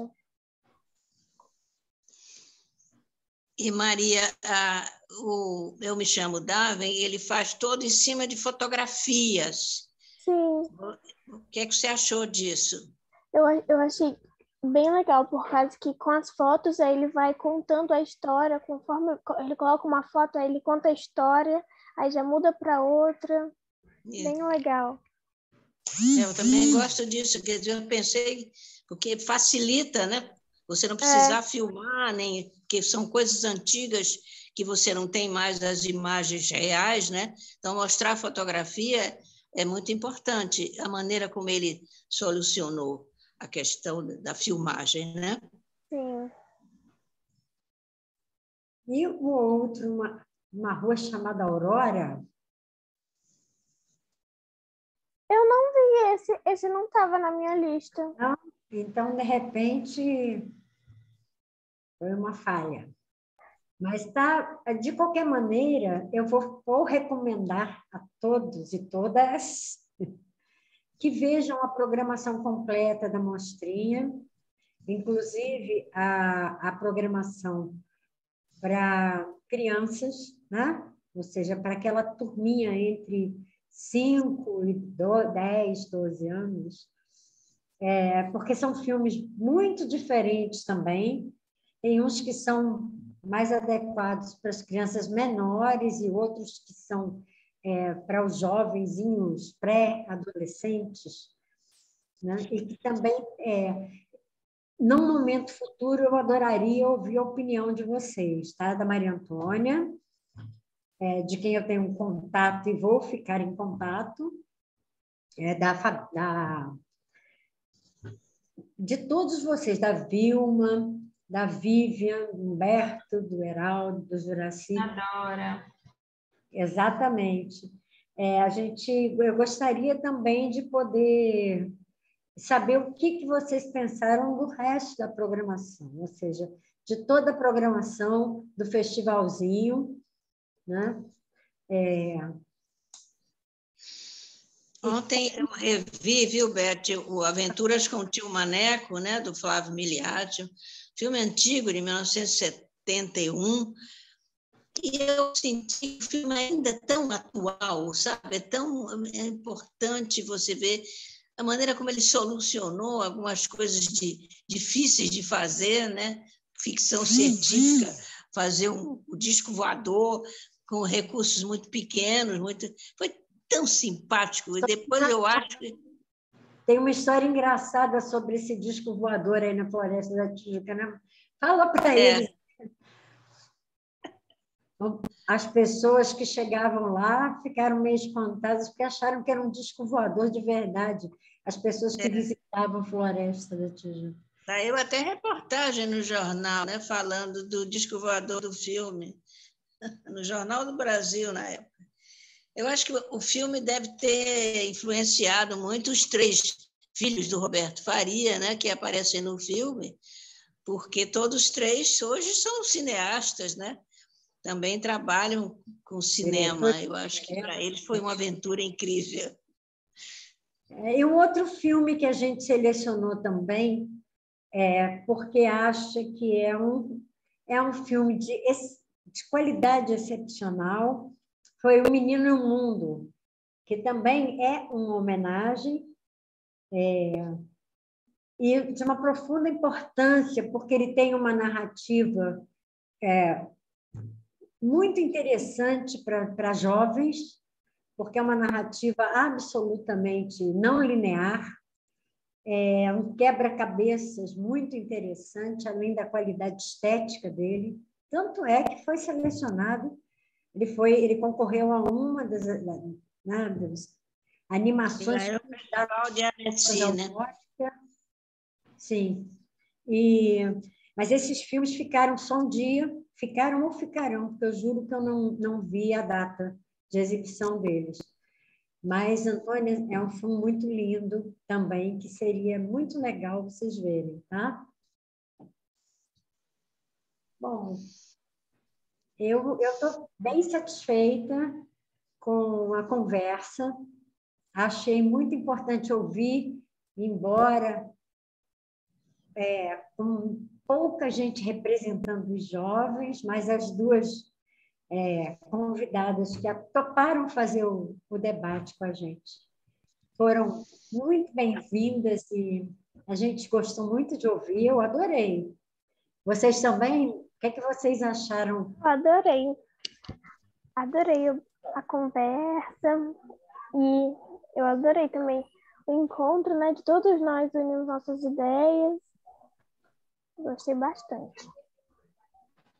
Poder ouvir também os realizadores dos filmes, né? Sim. Isso foi muito bom conversar com eles. Tipo, que eu interpretava uma coisa e eu perguntei para ver se era o mesmo, né? Isso mesmo. É uma oportunidade, né, que nem sempre a gente tem. E quando a gente vai ao cinema, o realizador não está ali para conversar. E dessa vez aqui nós pudemos conversar com eles. Eu achei ótimo. E os realizadores, o que acharam da nossa conversa?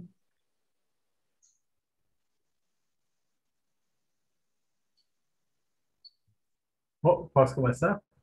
Pode. Eu acho sempre muito legal. Agora, no Festival de Santa Cruz, foi a primeira vez que eu vi o filme na tela grande. E fora essa experiência, a experiência de sair da sala e discutir sobre os filmes, é muito rica para todo mundo e faz muita falta aí nesse período de pandemia que a gente teve sem os festivais presenciais. Então, acho que essas iniciativas são sempre muito legais.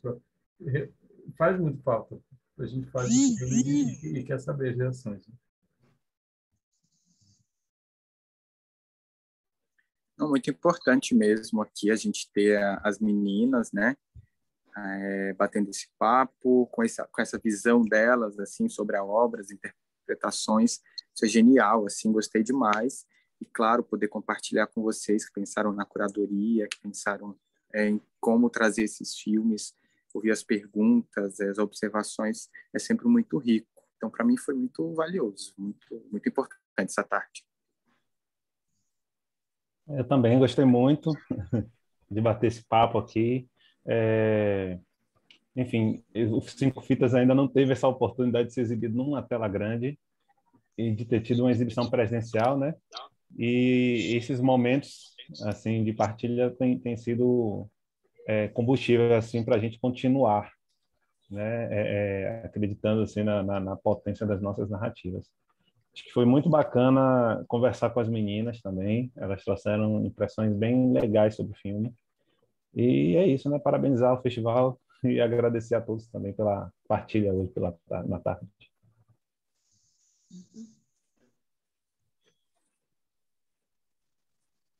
Beleza, gente. A gente ficou muito feliz também de poder realizar uma conversa com com os diretores dos filmes, com os realizadores, entender como como cada filme desse ganhou a sua vida, né? A partir de que ideias, a partir de que momento veio a ideia de fazer o filme. Enfim, isso eu acho fundamental, porque uma das coisas mais interessantes que eu acho que acontece é exatamente isso, o start da criação, aquela primeira eclosão de ideias que falam, não, eu quero falar sobre isso, e depois é que vem todo o mais, né? Tudo mais vem a partir dessa primeira ideia, que às vezes, até no decorrer do próprio trabalho, essa primeira ideia desaparece, porque outras vão ganhando mais relevo, mais relevância, enfim, conforme as pessoas vão criando realmente o seu argumento, o seu roteiro, o seu storyboard. É muito importante a gente entender esse processo e para isso, nada melhor do que conversar com os realizadores, né? Por outro lado, é muito importante a gente conversar com os receptores, para ver como que eles também se inserem nessa obra, né? Porque eles também dão sua contribuição de percepção, a sua contribuição de análise, enfim, de como essa obra fez parte deles a partir daí e como eles devolvem isso para o mundo, né? Eu estou bem satisfeita e eu agradeço muito a todos vocês por terem topado participar.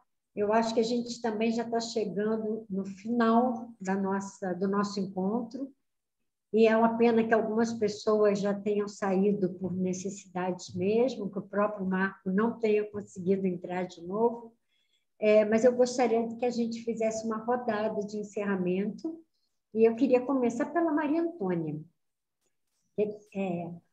Como é que foi para você participar aqui hoje, as suas considerações finais?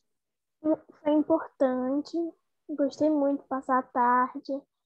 Unimos ideias, tirei dúvidas sobre a minha interpretação. Eu gostei bastante. Humberto, quer fazer suas considerações finais?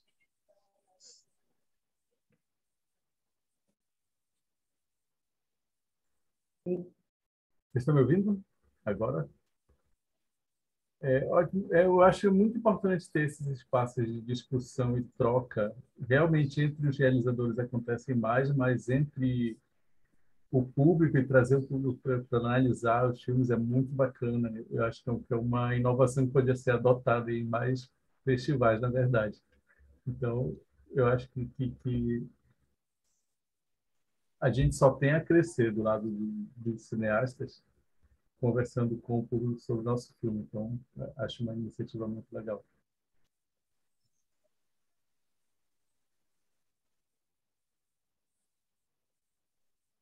O Juraci pode falar? Posso, claro.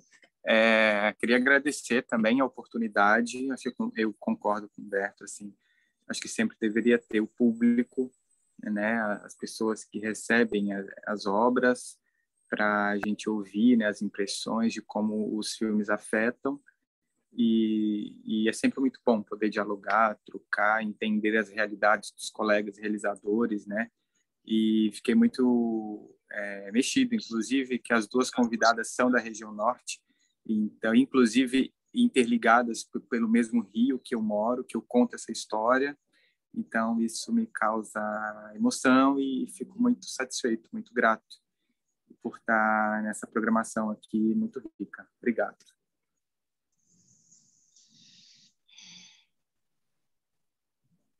Geraldo, quer falar alguma coisa agora no encerramento?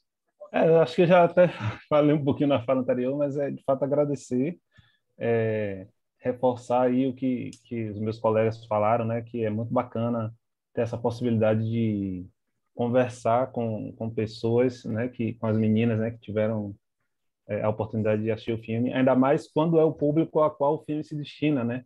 Então, isso é muito bacana entender como é essa recepção. Agradecer ao festival pela oportunidade, agradecer a mediação também, que foi muito bacana, e a todos por essa tarde legal que a gente teve aqui.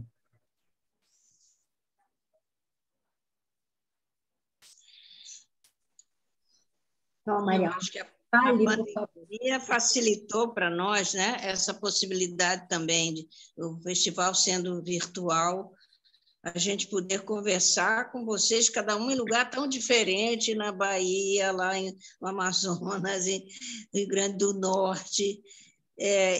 Isso é uma coisa que a gente podia manter depois, mesmo quando acabar esse problema todo, os festivais passarem a ser presenciais, a gente manter esses encontros virtuais, que eu acho muito importante. Eu concordo com a Maria Alva. Se houve um único ganho durante um período tão dramático e tão letal, né, para muita gente, tristemente letal, a gente teve um ganho muito grande na interligação de pessoas de vários lugares diferentes através, digamos assim, da vulgarização, vou dizer vulgarização, mas esse talvez não seja o termo mais adequado, enfim, da frequência com que a gente pôde participar de mostras e festivais. Eu nunca fui a Cannes, nunca fui ao Festival de Cannes, no entanto, o ano passado e este ano, Cannes veio a mim, veio a qualquer um de nós que só passa a entrar lá e ver, enfim, participar. Esse foi um ganho real, que a gente, como disse a Maria Alva, eu corroboro também, a gente podia continuar tendo, né? A gente podia continuar mantendo. Eu acho que é isso. Marcela, você quer falar? Estamos aqui, pessoal. Estamos por aqui. Eu quero agradecer a participação de todo mundo, de vocês, especialmente do Cineduc. Vocês têm um projeto muito incrível. Tem que continuar esse projeto, com certeza. Mais estudantes, ter essa interação, é muito importante, né, ter essa voz deles.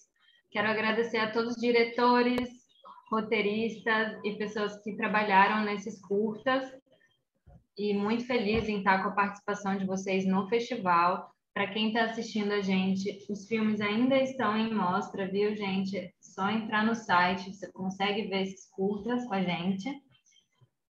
Agradecer a Maria e a Isadora, que fizeram parte dessa mesa incrível. A sensibilidade delas em relação aos filmes e às vivências é muito legal de ter, né, a possibilidade de escutar isso delas. E agradeço a todos, mais uma vez. Continuem participando das atividades do 54º Festival de Brasília, a todo mundo que está assistindo, tá? Para conferir a programação, visitem o site festcinebrasilia.com.br. Até a próxima e boa tarde.